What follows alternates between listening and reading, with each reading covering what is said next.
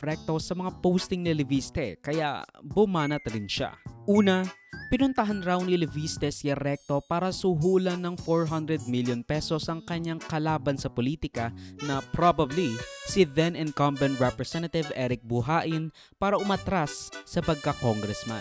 Pangalawa, inalok daw ni Leviste si Recto at Vilma Santos na umatras sa pagkagobernador with a 1 billion pesos suhol kung saan nainsulto raw sila at humingi pa raw ng tawad si Senadora Loren Legarda sa mga pinagsasabi at pinaggagawa ng kanyang anak.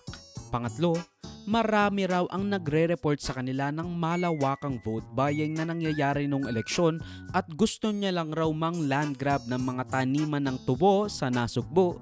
Ang tanong ko lang, bakit hindi niya ipa-investigahan o i-report sa COMELEC?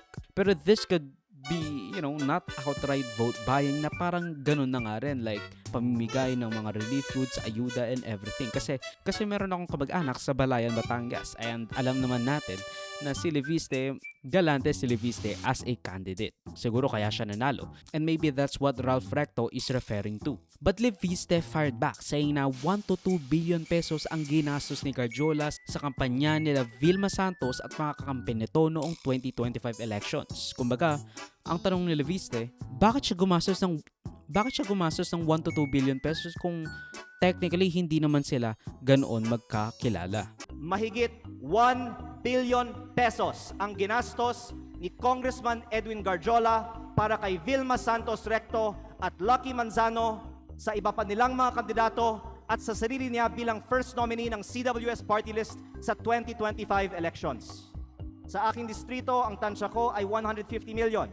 At ayon sa ibang mga politiko, gumastos sila ng 200 o 300 million sa kanilang distrito.